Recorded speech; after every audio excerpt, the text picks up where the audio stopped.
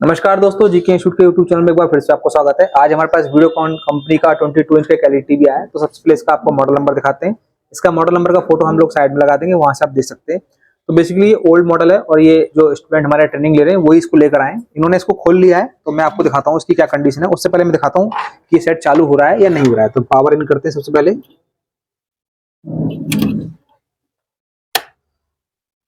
देखिए इंडिकेटर तो यहाँ पे आ रहा है, आपको दिख रहा होगा, लेकिन ये सेट जो है ऑन नहीं हो रहा है। इसमें यही प्रॉब्लम है।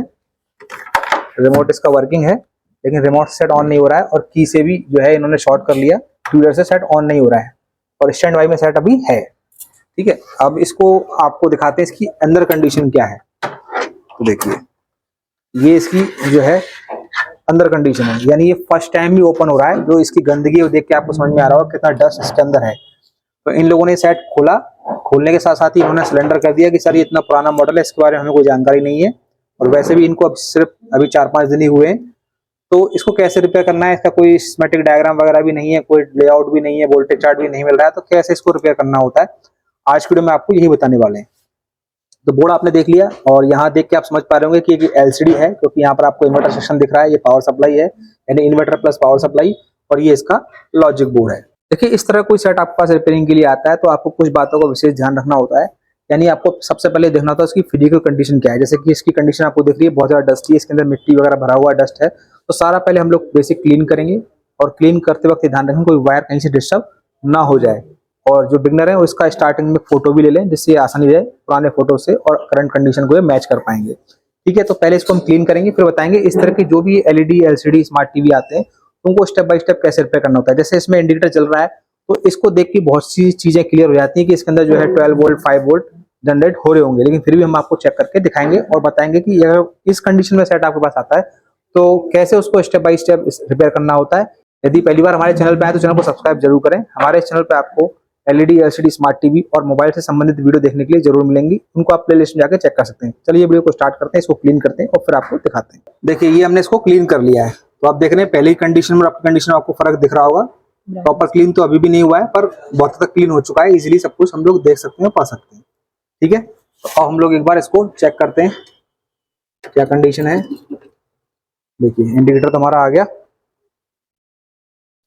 और रिमोट से हम ऑन करने की कोशिश करते हैं।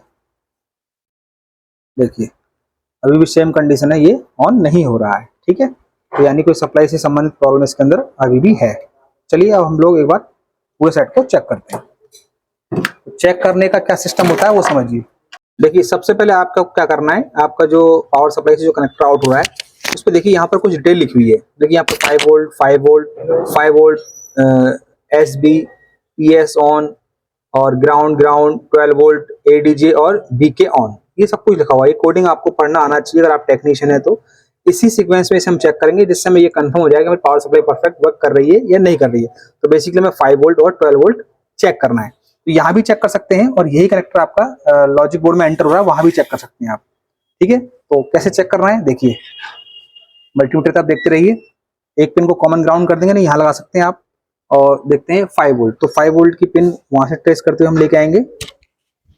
देखिए यहाँ पर 5 वोल्ट परफेक्टली आ रहे हैं, तो ये 5 वोल्ट ठीक है। और 12 वोल्ट ऊपर से तीसरे नंबर पर, तो यहाँ से तीसरे नंबर पर 12 वोल्ट चेक करते हैं। देखिए 12 वोल्ट परफेक्टली यहाँ पर आ रहे हैं, तो इसका मतलब पावर सेक्शन तो हमारा ठीक है। अब फॉल्ट कहाँ से रहेगा, लॉजिक से रहेगा। तो लॉजिक में हमें क्या चेक करना है, लॉजिक में हमें चेक करना है 3.3 1.2 1.8। ठीक है, चलिए वो चेक करते हैं। अब हम सिर्फ लॉजिक बोर्ड में ही फोकस करेंगे। तो एक पिन कॉमन ग्राउंड कर लिया हमें। अब हमें इसका वोल्टेज चार्ट भी हमारे पास नहीं है, कैसे अंदाजा लगाएं कहाँ पे क्या सप्लाई बननी चाहिए। तो 5 वोल्ट बन रहा है, 12 वोल्ट बन रहा है। 3.3 के लिए बेसिक फॉर्मूला क्या है, ये देखो ये हमारी मेमोरी ऐसी है। इसकी पिन नंबर 8, यानी ये पिन नंबर 1 है और 2 3 4 5 6 7 8। तो 8 पर क्या आना चाहिए 3.3। देखिए यहाँ पर कितना आ रहा है 3.26। तो ये हमारा ठीक आ रहा है। ठीक है, ये हमारा ठीक आ रहा है और कोई फ्लक्चुएशन भी नहीं हो रहा है। उसके बाद एक रेगुलेटर यहाँ पे लगा हुआ है, तो इसकी इनपुट चेक करेंगे आप, कितना आ रहा है 5 वोल्ट। आउटपुट चेक करेंगे 3.3, यानी ये 3.3 इसी के लिए आ रहा है, तो ये भी ठीक है। सेम यहाँ पर चेक करेंगे इनपुट, देखिए 5 वोल्ट, यहाँ पर चेक करेंगे 2.5 यहाँ पर आ रहा है। उसके बाद यहाँ पर चेक करेंगे, देखिए 3.3, ये ट्यूनर के लिए 3.3 है। और यहाँ पे चेक करेंगे 5 वोल्ट यहाँ पर भी आ रहा है। तो ऑलमोस्ट सेक्शन काम कर रहे हैं, लेकिन उसके बावजूद ना तो ये रिमोट से ऑन हो रहा है सेट, आप देखिए, और ना ही ये कीपैड से ऑन हो रहा है। तो इसकी पावर की ये वाली है, देखिए। तो सॉफ्टवेयर की प्रॉब्लम भी हो सकती है, प्रोसेसर का टेम्परेचर बिल्कुल 0 है। तो एक बार हमको थोड़ा सा इस मेमोरी आईसी की सप्लाई इस पे डाउट है, ये परफेक्ट नहीं बन रही है, क्योंकि कभी कभी फ्लक्चुएट भी कर रही है। देखिए 2.4 दिखा के फिर 3.3 दिखाती है, और ये इस तरीके से कम बन रही है। तो इसका पता लगाते हैं किस राउटर से आ रही है। तो इसके लिए ऑफ करेंगे, मल्टीमीटर को बजर मोड में रखेंगे, और इसकी पिन नंबर 8 इस वाले यहाँ पर 3.3 लिखा हुआ है, इस वाले राउटर से आ रही है। तो एक बार इसको निकाल के दोबारा लगाते हैं और फिर देखते हैं क्या कंडीशन है।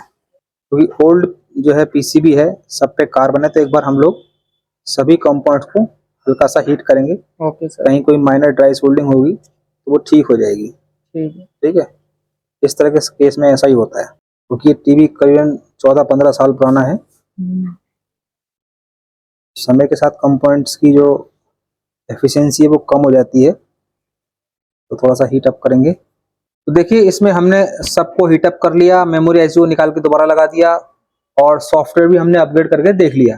लेकिन उसके बावजूद भी सेट हमारा स्टैंड बाई में ही है, और सारी सप्लाई हमारी बन रही है। एक बार फिर से देखिए, देखिए यहाँ पर देखिए आपके 5 वोल्ट बन रहे हैं। यहाँ पे देखिए यहाँ पर 12 वोल्ट बन रहे हैं। मेमोरी आईसी पे 3.3 आ रहा है, यहाँ पर भी 3.3 आ रहा है, यहाँ 5 वोल्ट आ रहा है, और इस राउटर से 1.2 जो आउट होता है वो भी आ रहा है।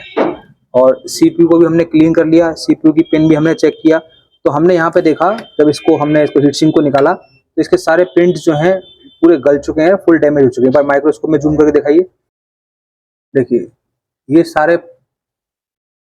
सारे पॉइंट जो है, सारे प्रिंट जो है गल चुके हैं, और सीपीयू भी कोई रेस्पॉन्स नहीं कर रहा है इस कंडीशन में। तो इस कंडीशन में क्या करना होगा, हमें यूनिवर्सल कार्ड लगाना होगा।